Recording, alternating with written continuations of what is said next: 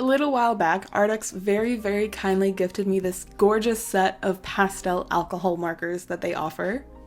I would first like to say the biggest thank you to Arrtx, as they've been insanely patient with me as my mental health has really been struggling lately.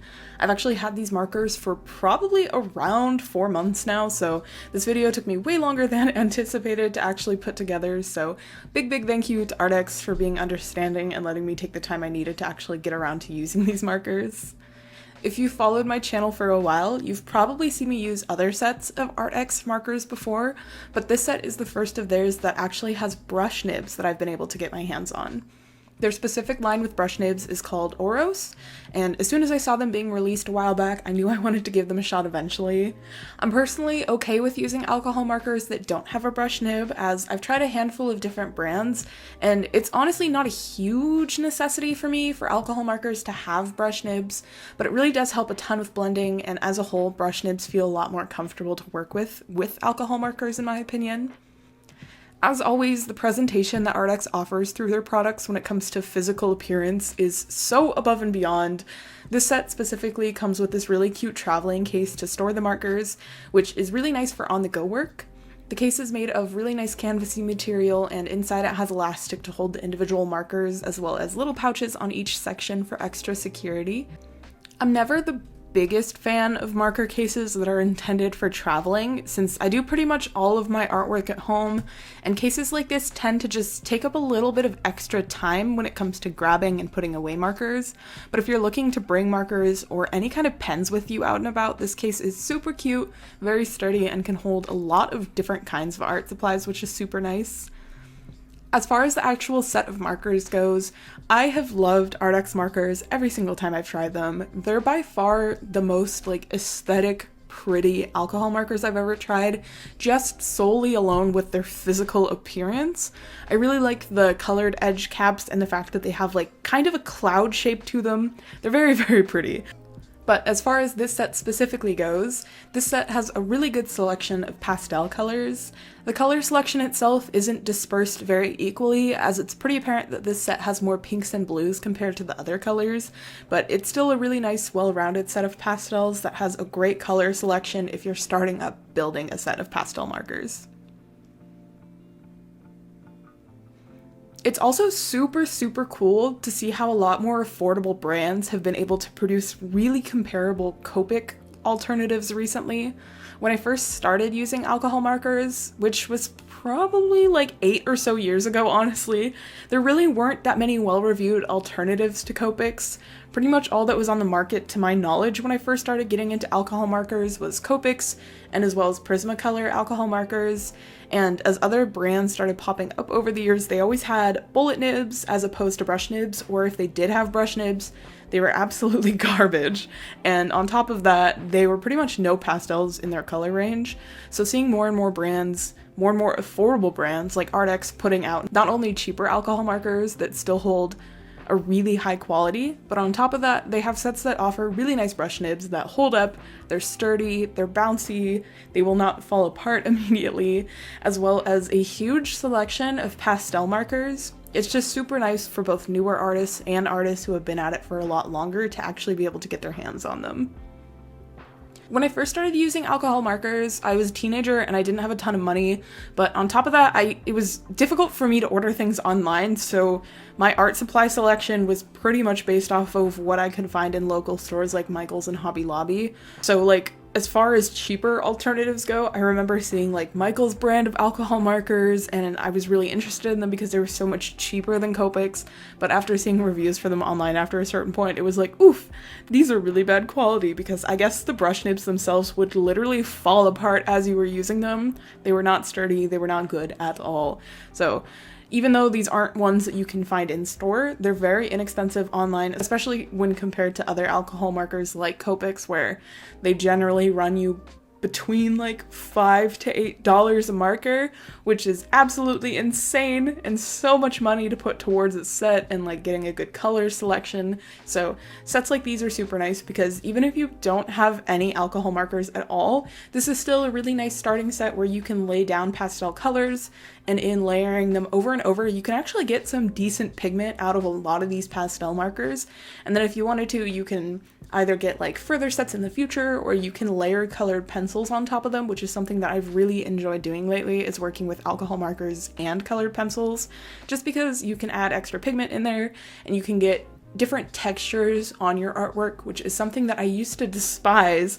I used to want everything to be super flat, not super textured at all. I used to hate colored pencils because of how textured they were on paper.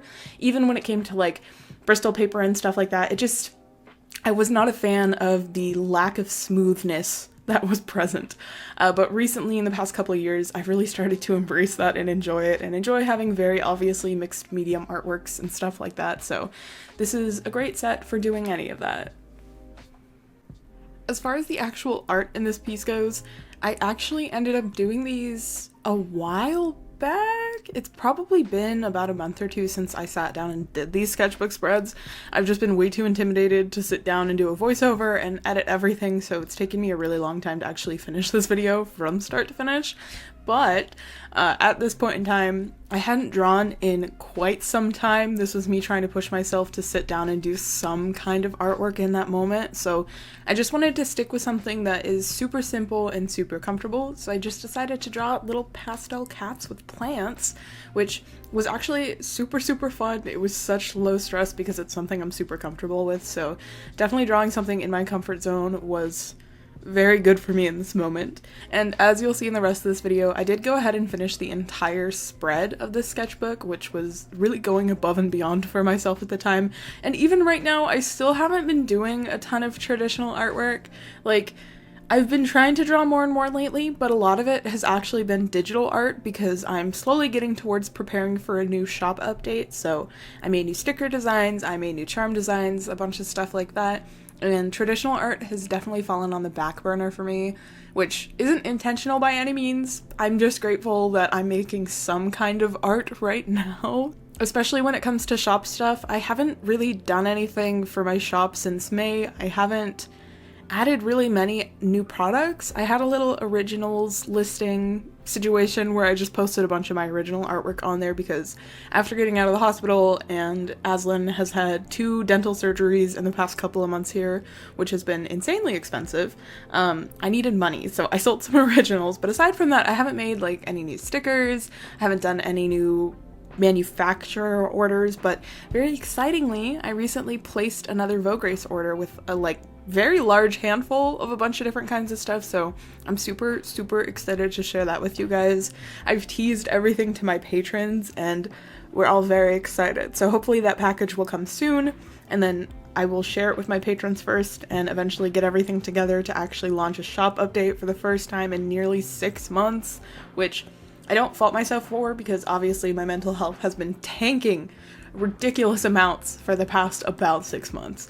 But I'm very excited to actually kind of get back in the swing of things because I feel like especially doing a shop update and being able to pack orders and stuff will really help me get back into kind of a sense of normalcy in my day-to-day, so I'm really looking forward to that. Also, like I said, Aslan has had 2 dental surgeries in the past couple of months here, so supplemental income will be really, really nice in the moment. I've had so many things pop up where it's just been like I don't have money anymore because I got COVID in July, I want to say. I think it was mid-July I got COVID, so I was out of work for 2 weeks because I started feeling better after the first week, and then I went on a hike, which was such a horrible, foolish mistake of myself to do. And then that put me out of commission for another week. And then very shortly after that, I ended up in the hospital, which I have not gotten my bill from, and I'm still waiting on my insurance to decide what they will and won't cover. Very scary because it's a very expensive bill. And then Aslan has had 2 dental surgeries, which altogether between like blood work, anesthesia, the surgeries themselves has been around $3,000. and then he has to go in pretty soon here to get more blood work done because they just want to check and make sure like everything is going good for him, because he had an overactive thyroid, so he's been taking thyroid medication, so they just want to see if that's okay. And then he was having elevated liver enzymes. It wasn't too bad from what they were saying. I don't really 100% know what that means, but I know it's not the greatest, so he needs to go in for blood work soon. And then Fiora's having thyroid issues too. That's been super obvious for a while, so she needs to go in for blood work soon, and that's like around $300 each. So the cats have been immensely expensive lately, which is okay because they're totally worth it. Thankfully, Beans has no problems, so only 2 of them are going to be expensive little babies, and hopefully it will stay that way. But Beans is not currently an expensive baby. But yeah, for those of you who don't know, I know I talked about it a long time ago on my channel, but Aslan has FIV, which is feline immunodeficiency virus. It just means his immune system is weakened and he's more susceptible to getting, I guess, life-threatening illnesses and just getting colds and stuff, where like he'll get a kitty cold and he'll have a really hard time getting over it. And then they're more susceptible to a bunch of other kinds of diseases later in their life. But he was diagnosed when he was 2 years old, which is when I first adopted him. And the life expectancy of an FIV cat after being diagnosed is only like 3 years, I want to say. And he's 7 now, so he's doing fantastic. The only thing that's ever even remotely shown itself to be a side effect of FIV was he has been having dental issues, and after his first dental surgery, he was supposed to be good for a while, but everything progressed in his mouth very quickly, so he needed surgery within like a couple of months after his first one, which was awful because both surgeries independently are over $1,000, so it was just really expensive. But he's doing so much better now, and now he only has like a handful of teeth. He doesn't have any molars anymore. He only has 3 canines, which he didn't get a canine removed because of this specific situation. When I adopted him, he had a broken canine, so with his first dental surgery, which was a long time ago, this wasn't recent, he got that removed. So he has a couple of baby teeth and he has 3 canines. But aside from that, this man is toothless, and it is so funny and it is so cute, and I love him so much. He's such a good boy. He's an old man now that he's 7, but he's doing really good and he's really healthy, which makes me so happy considering his age and his condition and everything like that, because he is my #1 emotional support little angel. Even though Fiora is definitely the more comforting of all of my cats, she's the one who's actually here for me when I'm sad. But Aslan is my first cat, so I have a really special connection with him. I'm a simp for my cats, all of them. But Aslan specifically, I have such a strong connection with him, so I am very insistent that he lives an extremely long amount of time, and if that doesn't happen, I'm going to be very disappointed in the universe. But so far so good. We're going to spend as much money as it takes for this little man to get the best experience out of life. Going back to the actual artwork, and specifically the markers, I always enjoy working with alcohol markers. They were pretty much the first art supply that I got super into, I got super excited about, and they inspired me so much. I remember when I was probably around like 14 or 15, seeing so many different artists using alcohol markers, and I just really wanted them. So using alcohol markers always gives me that nostalgic feeling of making art when I was around that age, because even though my art style and how I use alcohol markers has changed so much since then, because I used to do just like straight up fine liner line work and then color it in, versus now I tend to do things quite differently with my art, it still brings me back to that feeling and that excitement I had when I initially got alcohol markers and I started building out my first selection of Copic markers. Because I remember specifically my very first Copic marker. I don't remember the shade, but it was a really pastel purple Copic marker that I found on clearance at Michael's. So I was like, oh my gosh, I have to get this one. And that just kind of spiraled from there, and I got them anytime I could afford to get them because, like I said, Copics are insanely expensive. So alcohol markers are just a very fun medium for me to play with. Watercolors are definitely still my absolute #1 favorite medium to work with, but alcohol markers, they're just very nostalgic for me and I love working with them. If you guys are interested in this set of pastel alcohol markers from Arrtx, I'm going to go ahead and leave links in the description box below. They also have a huge selection of other sets. They have markers that have a brush nib, they have ones that just have a bullet nib, and they have like a gorgeous, gorgeous selection of colors, a bunch of different kinds of sets. So if you're interested, link will be in the description box below.